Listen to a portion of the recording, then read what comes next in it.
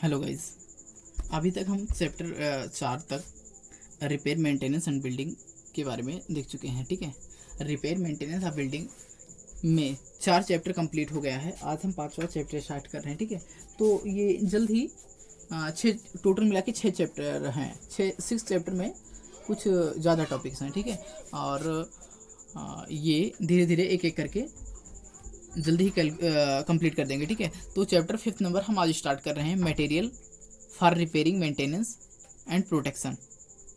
Means सामग्रियों के बारे में बात कर रहे हैं जो कि रिपेयर मेंटेनेंस और प्रोटेक्शन के लिए यूज़ करते हैं। इन सामग्रियों के बारे में बात कर रहे हैं, इनकी कैरेक्टरिस्टिक्स।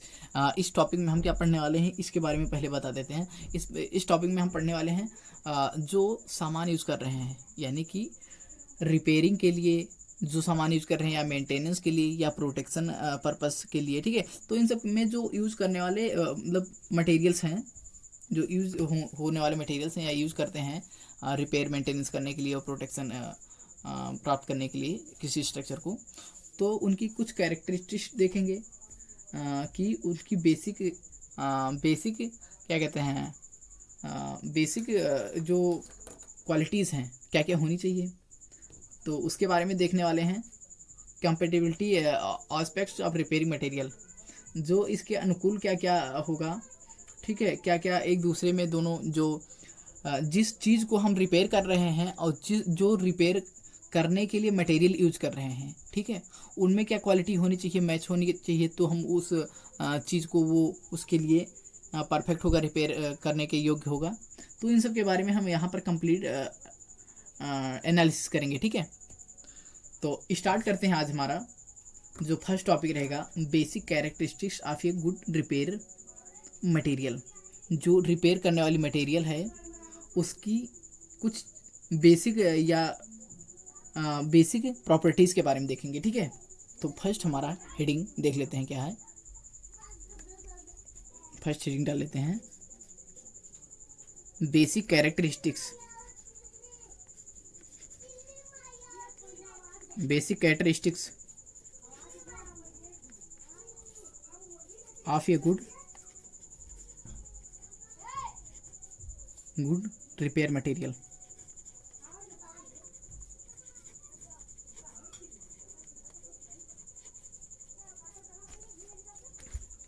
एक अच्छी रिपेयर मटेरियल यानी एक सुयोग्य रिपेयर मटेरियल की कैरेक्टरिस्टिक्स या प्रॉपर्टीज़ के बारे में देखने जा रहे हैं कि कौन कौन सी प्रॉपर्टीज़ होनी चाहिए जिससे हमें पता चले कि ये जो रिपेयरेबल मटेरियल, रिपेयर करने वाली मटेरियल है, या रिपेयर करने में जो मटेरियल यूज़ कर रहे हैं वो अच्छी मटेरियल है या नहीं है। ठीक है, तो पहली चीज़ तो श्रिंकेज, लो श्रिंकेज प्रॉपर्टी, उसकी जो सिकुड़ने की प्रॉपर्टी है, गुण है, जो गुणवत्ता है वो कम होनी चाहिए। पहली चीज़ तो क्या इसमें देखेंगे, ये क्या एक इसमें देखेंगे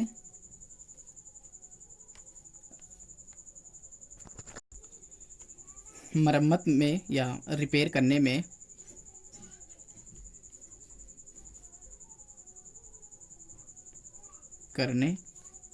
वाली सामग्री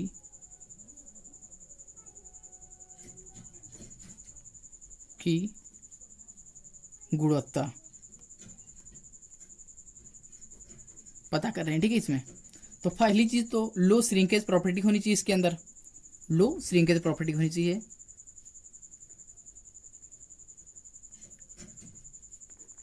लो श्रिंकेज प्रॉपर्टी होनी चाहिए यानी जो सिकुड़ने की गुणवत्ता है वो कम होनी चाहिए, यानी कम सिकुड़ने की गुणवत्ता होनी चाहिए। ठीक है, सेकेंड पॉइंट हमारा रहेगा, सेकेंड पॉइंट जो है अच्छी वर्केबिलिटी होनी चाहिए, यानी सुकार्य योग्य होना चाहिए, यानी कार्य करने में इजी होना चाहिए। कार्य करें यानी जिस चीज़ की किसी मान लो रिपेयर कर रहे हैं, किसी बिल्डिंग की रिपेयर कर रहे हैं, तो उसको रिपेयर करने में इजीनेस हो। ठीक है, वो इजीनेस हो यानी वर्केबिलिटी, अच्छी वर्केबिलिटी होनी चाहिए, यानी सुकार्य सुकार्य सुकार्य या वर्केबल होना चाहिए। ठीक है, ये सेकेंड पॉइंट है। थर्ड पॉइंट होगा हमारा कि इसकी coefficient of thermal expansion, coefficient of thermal expansion जो कि हम आरसीसी में पढ़ चुके हैं ऑलरेडी कि कोफिशिएंट ऑफ थर्मल एक्सपेंशन क्या होता है। ये होता है एक प्रकार का जो प्रॉपर्टी होती है, जैसे जिस मटेरियल को हम रिपेयर कर रहे हैं और रिपेयर करने के लिए जो मटेरियल यूज कर रहे हैं, तो दोनों की जो कोफिशिएंट ऑफ थर्मल एक्सपेंशन है, यानी फैलने की गुणवत्ता जो है वो लगभग क्या होनी चाहिए, बराबर होनी चाहिए। यानी coefficient of thermal expansion similar होना चाहिए, ठीक है, यानी सेम होना चाहिए। क्या लिखेंगे, सेम होना चाहिए या समान होना चाहिए, सेम होना चाहिए, समान होना चाहिए, होना चाहिए क्या चीज़, कोफिशिएंट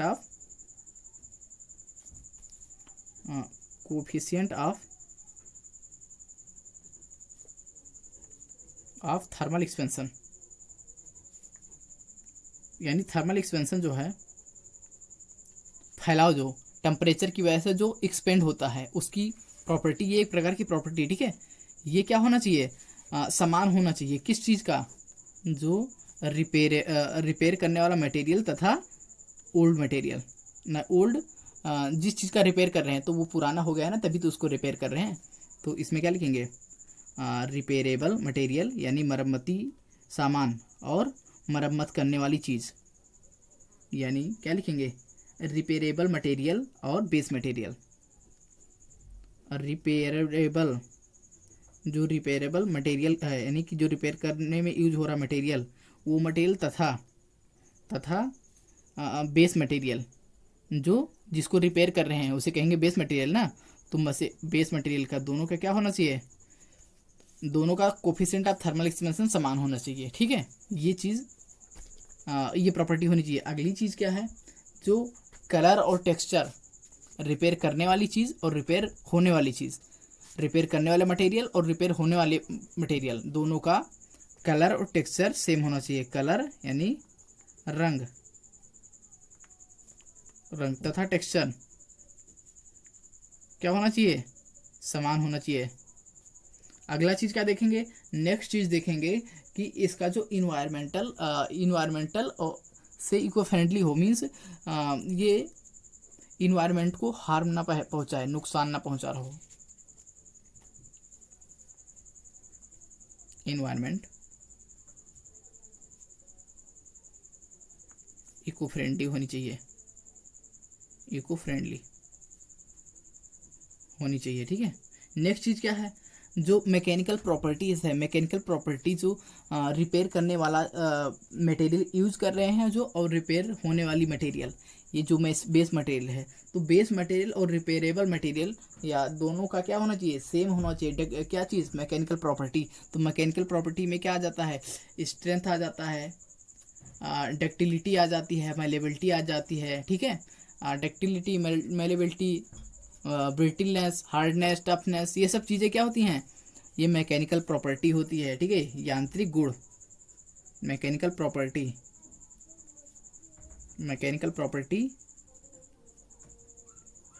यानी यांत्रिक गुण, किस चीज़ की, गुण।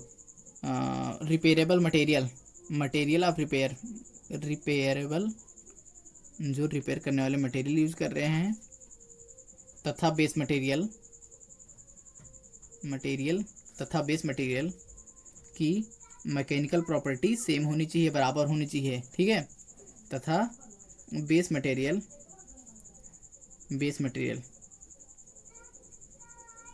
की मैकेनिकल प्रॉपर्टी क्या होनी चाहिए, लगभग बराबर होनी चाहिए, सेम होनी चाहिए, ठीक है। अभी तक मैंने क्या देखा, अभी इसमें सिर्फ देखा है बेसिक कैरेक्टरिस्टिक्स ऑफ ये गुड रिपेयरेबल मटेरियल।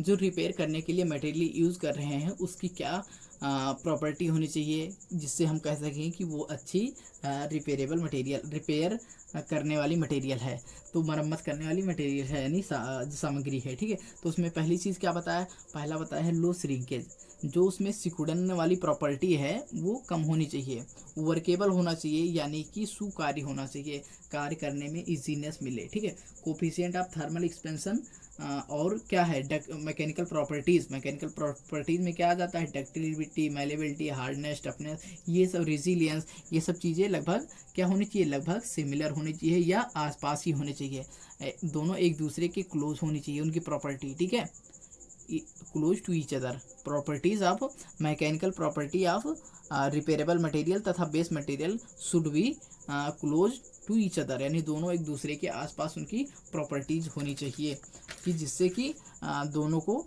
यानी अगर हम क्या कहते हैं रिपेयर करा रहे हैं तो वो क्या कहते हैं वो उसकी ड्यूरेबिलिटी बढ़ाए, यानी उसकी स्ट्रेंथ बढ़ाए, ड्यूरेबिलिटी बढ़ाए, ये सब चीज़ें। ठीक है, जिससे कि दोनों एक दूसरे के हेल्प स्ट्रेंथ को इंक्रीज करने में सपोर्ट करें।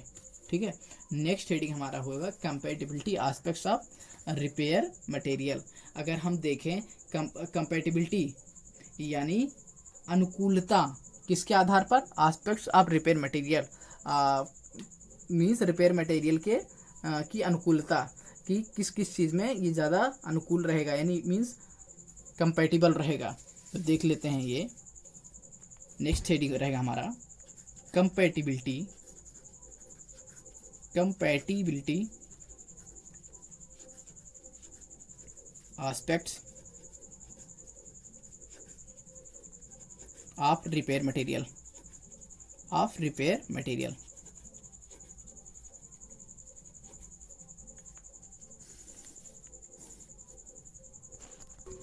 तो इसको देख लेते हैं, compatibility aspects of repair material यानी मरम्मत सामग्री के अनुकूल पहलुएं क्या होते हैं। अगर हम जैसे किसी भी स्ट्रक्चर जो रिपेयर करने वाला है, अगर हम बात कर रहे हैं repair material and original material, original material कौन से हैं जिसकी मरम्मत करनी है हमें, तो क्या होगा, स्ट्रक्चर बिहेवियर, जो स्ट्रक्चर की बिहेवियर है, जिस स्ट्रक्चर की क्या करना है हमको रिपेयर करना है, between repair material structural behaviour. ठीक है, स्ट्रक्चरल बिहेवियर और repair material and original material without bond failure monolithic. देखो, जो स्ट्रक्चरल बिहेवियर है किस चीज़ का, जो रिपेयर मटेरियल है और ओरिजिनल मटेरियल, ओरिजिनल मटेरियल और रिपेयर मटेरियल का, रिपेयर मटेरियल और ओरिजिनल मटेरियल के बीच का बिहेवियर, स्ट्रक्चरल बिहेवियर फेलियर से पहले कैसा बिहेव करता है, मोनोलिथिक। ठीक है, मोनोलिथिक यानी कि एक स्ट्रक्चर जैसा बिहेव करता है कि यानी लगे कि हमको कि एक ही स्ट्रक्चर है, हमको ये ना फील हो कभी कि दोनों अलग अलग से लग रहे हैं। तो पहली चीज़ क्या होगा, मरम्मती सामग्री तथा ओरिजिनल, यानी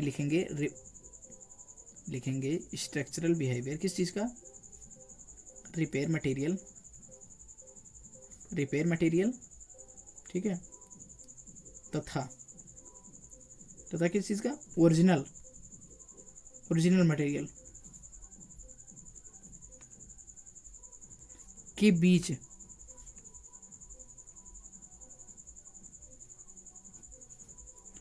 का स्ट्रक्चरल बिहेवियर, ये जो स्ट्रक्चरल बिहेवियर के बीच का स्ट्रक्चरल बिहेवियर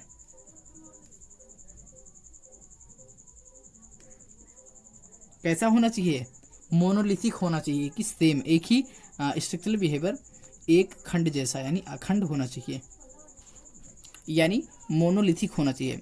बीच स्ट्रक्चरल बिहेवियर कैसा होना चाहिए, अखंड, यानी हमको लगना चाहिए कि मोनोलिथिक है, यानी एक ही स्ट्रक्चर है, मोनोलिथिक होना चाहिए, लगना चाहिए।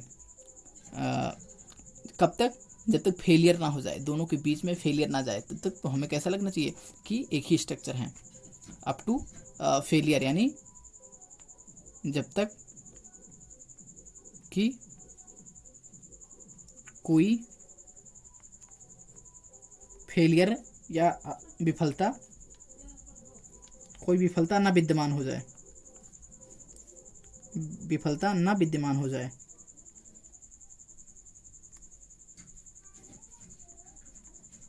ठीक है, तो ये हमारा होगा कंपेटेबिलिटी एस्पेक्ट्स ऑफ रिपेयर। तो अगर इसके अकॉर्डिंग देखें, अकॉर्डिंग टू कंपेटेबिलिटी यानी अनुकूलता के आधार पर, अनुकूलता के आधार पर इसको दो भागों में डिवाइड किया गया है। On the basis of compatibility it can be divide into two parts according to compatibility, अनुकूलता के आधार पर, अकॉर्डिंग टू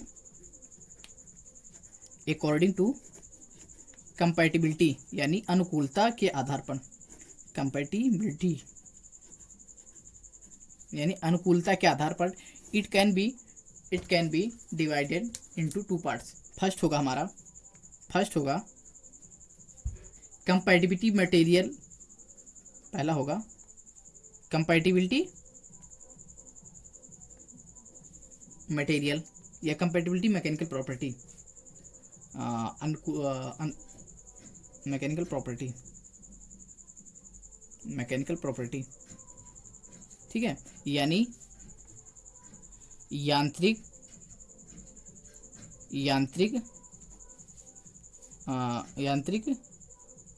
गुण के अनुकूल, पहला चीज फर्स्ट हो गया अनुकूल, फर्स्ट पॉइंट हो गया। सेकंड देखेंगे कंपैटिबिलिटी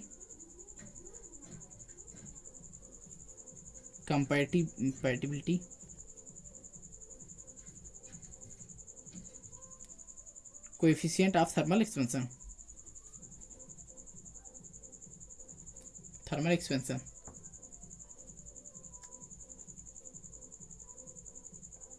यानी जो एक्सपेंड होने की प्रॉपर्टी है उसके आधार पर, उसके अनुकूल। ठीक है, तो पहली चीज़ क्या है, देखिए अभी तक हमने देखा बेसिक प्रॉपर्टी देख ली, एक अच्छी मटेरियल यानी रिपेयर मटेरियल की अच्छी प्रॉपर्टी होनी की चाहिए, क्या क्या होनी चाहिए उसको देख लिया। दूसरा चीज़ देखा हमने compatibility aspects of repair material यानी मरम्मत सामग्री के अनुकूल पहलू हैं, कौन कौन से हैं, क्या है कि जब हम रिपेयर करते हैं किसी ओरिजिनल स्ट्रक्चर में रिपेयर मटेरियल लगाते हैं, उसके बाद में हमको कैसा फील होना चाहिए, हमको मोनोलिथिक स्ट्रक्चर दिखना चाहिए, जब तक कि उसमें कोई विफलता कोई फेलियर ना आ जाए। ठीक है, तो उसके आधार पर कंपैटिबिलिटी यानी अनुकूलता के आधार पर हम क्या करते हैं, इसको दो भागों में दो पार्ट्स में डिवाइड किया है। पहला था कंपैटिबिलिटी मैकेनिकल प्रॉपर्टी, दूसरा है compatibility coefficient of thermal expansion.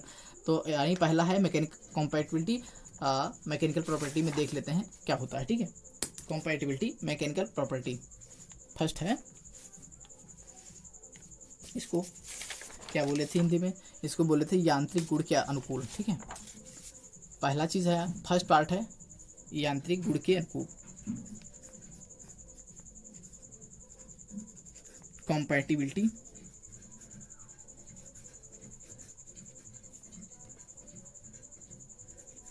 Mechanical property.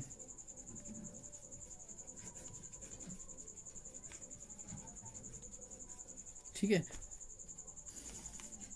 तो इसमें हम देखते हैं कि बेस मटेरियल में जो स्ट्रेंथ है, ठीक है, में स्ट्रेंथ है, वो क्या होता है, वो होता है कि जो लोडेड स्ट्रक्चर के अंदर यानी जब हम रिपेयर कर दिए तो दोनों का लगभग सेम, यानी दोनों लगभग सेम बियर करेंगे स्ट्रेंथ को, मीन्स किसी लोड को सेम बियर करेंगे लगभग अप्रॉक्स। यानी इसमें इसका फाइनल कहने का मतलब है कि स्ट्रेस और स्ट्रेन का जो अगर फ्लो कराएं या कर्व बनाएं तो कैसा होना चाहिए, यूनिफॉर्म होना चाहिए। ठीक है, यानी इसमें इसको हम डिफाइन करेंगे, जैसे मान लो अगर हमारे जो ओरिजिनल स्ट्रक्चर था, देखो इसको ऐसे समझ लो, जो ओरिजिनल मटेरियल था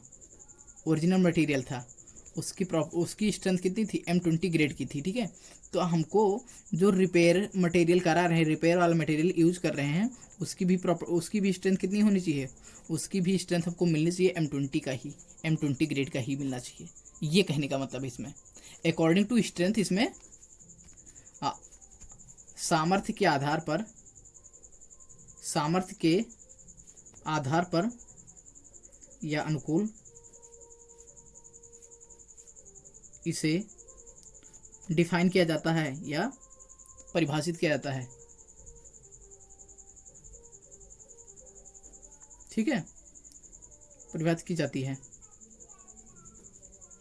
यानी क्या है, ये दोनों बता दिए, दोनों चीज़ एग्जांपल लेके कि जैसे मान लो कि ओरिजिनल मटेरियल की हमारे स्ट्रेंथ है, ओरिजिनल मटेरियल की स्ट्रेंथ है M20 ग्रेड की, यानी इसका स्ट्रेंथ कितनी हो जाए 20 न्यूटन पर mm²।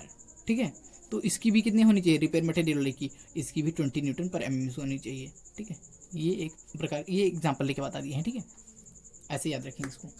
सेकेंड चीज़ मैंने बताया है compatibility coefficient of thermal expansion. ठीक है, इसमें देखो, इसमें कहने का मतलब ये है कि जो थर्मल एक्सपेंशन होना चाहिए रिपेयर मटेरियल का, ओरिजिनल मटेरियल का, दोनों सेम होना चाहिए। इसमें ये क्यों होता है, ड्यू टू किस लिए होता है, टेम्परेचर वेरिएशन के लिए में टेम्परेचर वेरिएशन में क्या हो जाता है, बॉन्ड फेलियर हो जाता है। कहाँ पर, इन लोअर सेक्शन में। सेकेंड पॉइंट है, क्या बताया था, compatibility coefficient of thermal expansion.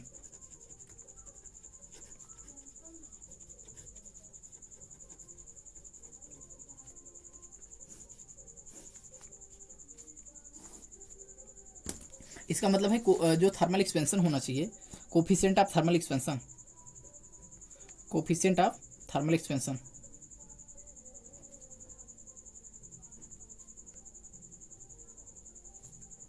किसका, जो ओरिजिनल मटेरियल है, ओरिजिनल मटेरियल और रिपेयर मटेरियल, रिपेयर मटेरियल दोनों का लगभग, दोनों लगभग क्या होना चाहिए, दोनों की लगभग कोफिशिएंट ऑफ थर्मल एक्सपेंशन होनी चाहिए सेम। ठीक है, same coefficient of thermal expansion होनी चाहिए, लगभग सेम। इसमें फेलियर होता है, क्यों, रीजन होता है इसमें फेलियर का, इसमें फेलियर का रीजन होता है, फेलियर का कारण होता है, क्या होता है, टेम्परेचर चेंज या टेम्परेचर वेरिएशन, टेम्परेचर वेरिएशन की वजह से स्ट्रक्चर फेल होता है। ठीक है, बॉन्ड फेलियर इसमें कहाँ पर होता है, मैंने बताया है अभी, लोअर सेक्शन पर बॉन्ड फेलियर होता है, जो बॉन्ड फेलियर होगा, बॉन्ड फेलियर होता है कहाँ पर, लोअर सेक्शन में, bond failure in lower section. ठीक है, लोअर सेक्शन में होगा बॉन्ड फेलियर यहाँ पर। ठीक है, नेक्स्ट लेक्चर में इसके आगे स्टार्ट करेंगे हम repair material maintenance and protection में। ठीक है, अभी हमारा ये चैप्टर 5 चल रहा है। ठीक है, थैंक यू।